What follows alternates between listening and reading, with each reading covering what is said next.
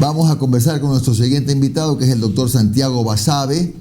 Él es un analista político, además editorialista de Primicias, a quien lo saludamos. Primero dividimos la pantalla, estimado don Josué.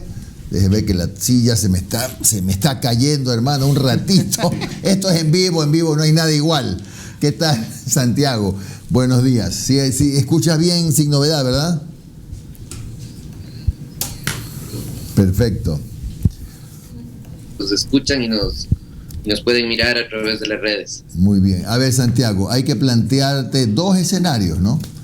Un escenario papeleta con Álvaro Noboa, que todavía sigue siendo un tema que podría darse o no, depende de lo que pase en la impugnación.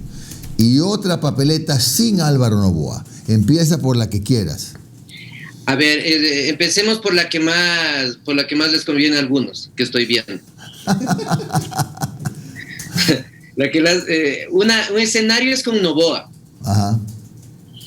Yo creo que Noboa podría capturar un porcentaje de indecisos, podría capturar un porcentaje de votantes de Guillermo Lasso y eventualmente podría sacarle un poco de votos también a otros candidatos. Pienso en Isidro Romero, por ejemplo, eventualmente en Guillermo Celi.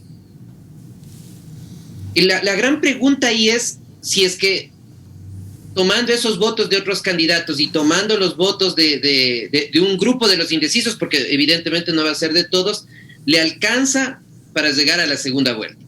Esa es la gran pregunta, me parece.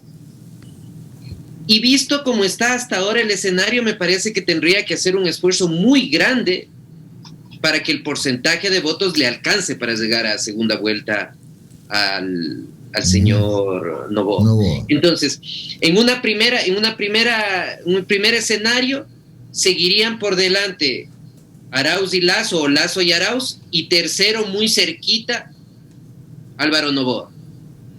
En un segundo escenario, si Noboa puede moverse mucho más y puede sacar más votos de lo previsible a Lasso y sacar más votos de lo previsible a los indecisos y a los otros candidatos, podría ser una segunda vuelta entre el señor Arauz y el señor Noboa.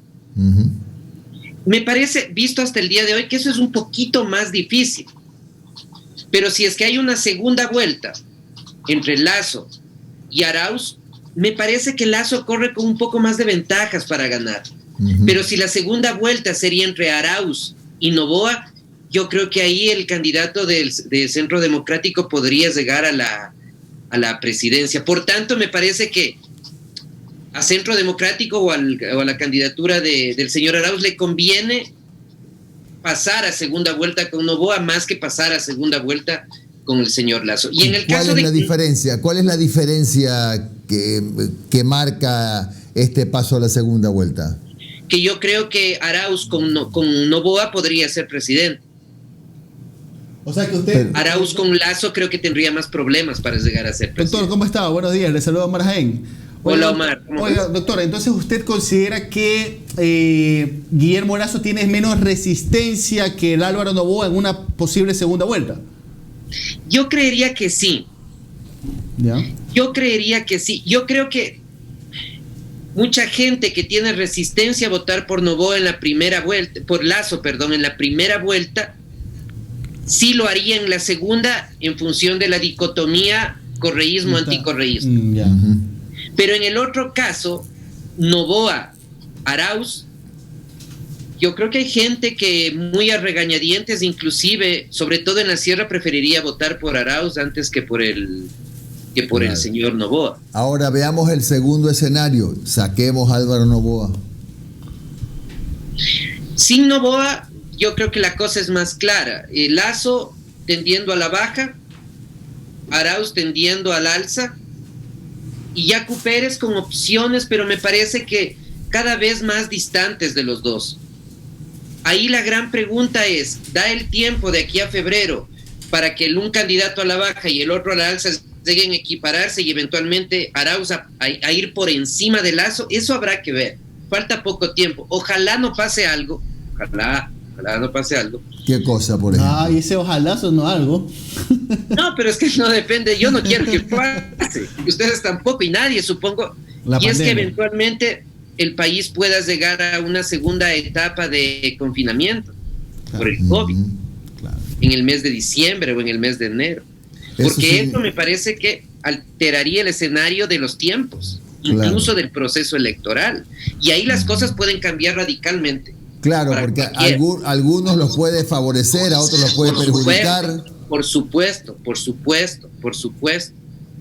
Ese es un contingente que está ahí. Ojalá no pase, ¿no? Por el tema de salud fundamentalmente, pero también por el tema político, para que la incertidumbre no llegue a ser tan alta. Claro. Pero dejando eso de lado, yo creo que la posibilidad de la segunda vuelta está entre los dos, y esa tendencia de descenso del uno y de ascenso del otro me parece que es marcada, y hay encuestas inclusive que dan cuenta de eso. Doctor, a ver, así como el TCE y el CNE son tan distintos, también los consultores y analistas que hemos invitado aquí a intentar abrir la mayor cantidad del abanico para poder escuchar versiones. Hay consultores y analistas que ya dan por sentado que en estos momentos, si mañana fueran las elecciones, la segunda vuelta sería Andrés Arauz, Yacu Pérez. En cambio, ¿usted considera que todavía el ranking va Arauz, Lasso, Yacu? ¿Ya? ¿Usted cree que a lo mejor se está sobredimensionando la figura de Yacu Pérez, la campaña, la moto, ayer la foto con el peluche ahí en un cuarto? ¿Usted cree que a lo mejor se está sobredimensionando eso? Yo recién me doy cuenta que era él. Es Yacu, pues, claro. No sabía. No sabía. A ver, doctor. Mira, verás, hay un problema que es estructural con las encuestas en el país. Y es que, salvo muy poquitas excepciones, la mayor parte de encuestas trabajan para candidatos. Claro. El país tiene un gravísimo problema, y este problema tiene que ver con las universidades fundamentalmente. Acá no tenemos encuestadoras que dependan de las universidades y que no tengan intereses partidistas. Y ese es algo que las universidades le debemos al país. Pasando al segundo punto. Yo creo que hay una sobredimensión de la candidatura de Pérez. Me parece que es un candidato con mucho espacio para crecer electoralmente, y podría crecer mucho. No he visto hasta ahora que eso se haya materializado. El problema de Pérez es que disputa un espacio con los propios dirigentes indígenas, con el propio señor Issa y el señor Vargas. Cada expresión de Issa o de Vargas, nos guste o no nos guste, le afecta a la candidatura de Yacu Pérez, porque la gente no hace distinción entre son diferentes visiones o posiciones, sino que dicen es la candidatura de Pachacuti, que es la candidatura del movimiento indígena.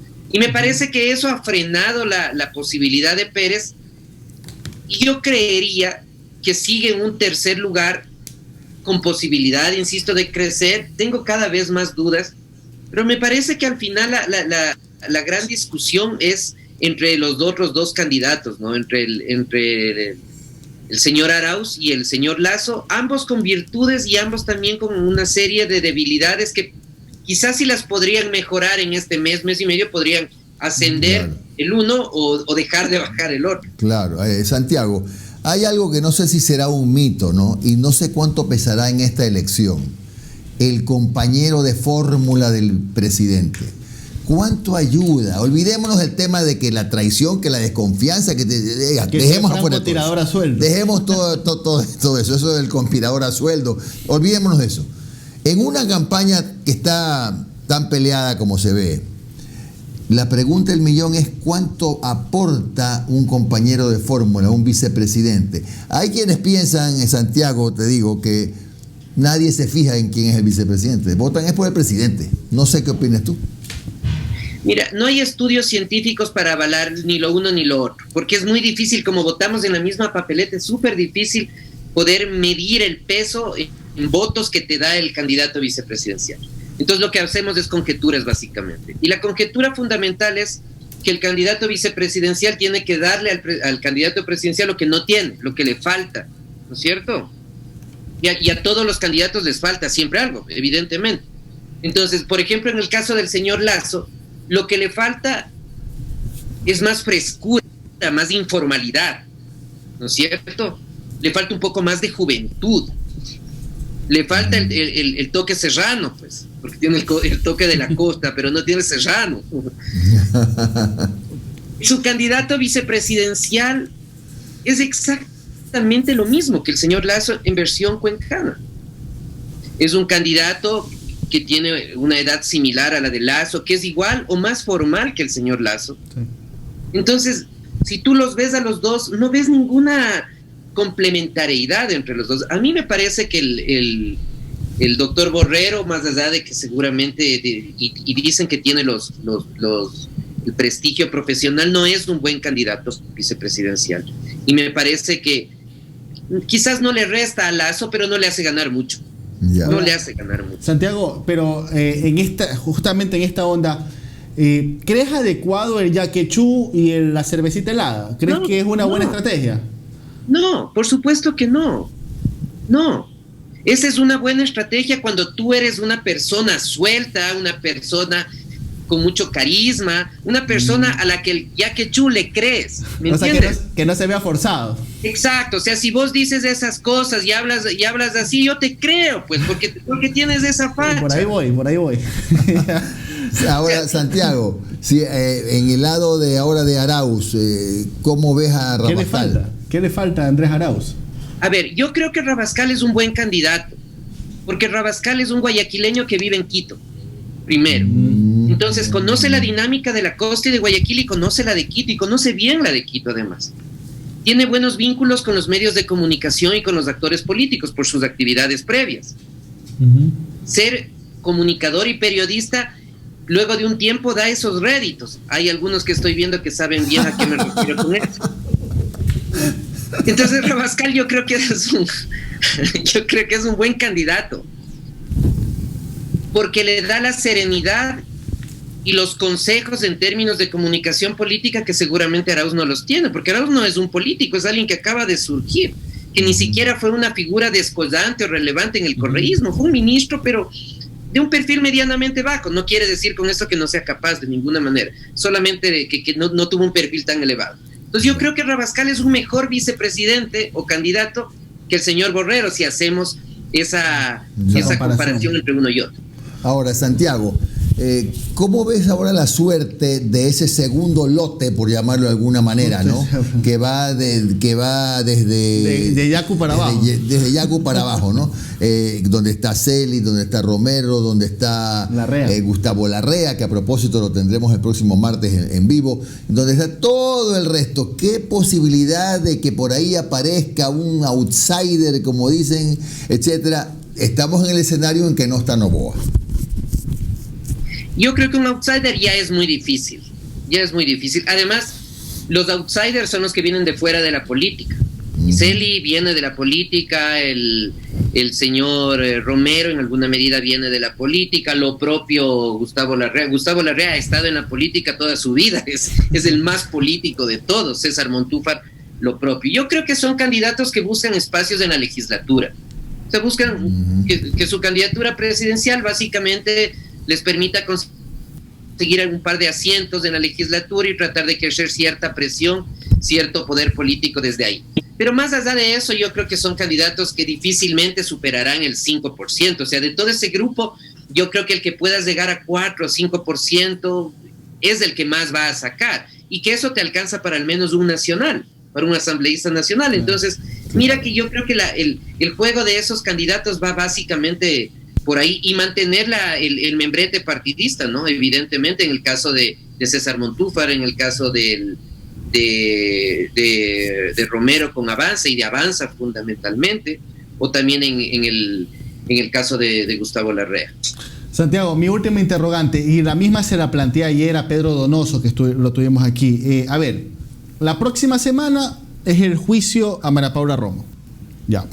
Obviamente nosotros, bueno, lo digo yo como tuitero, vivimos en esta burbuja en donde discutimos esa maravillosa caverna que es Twitter, en donde todo el mundo se da sin piedad y se habla de política, ¿no?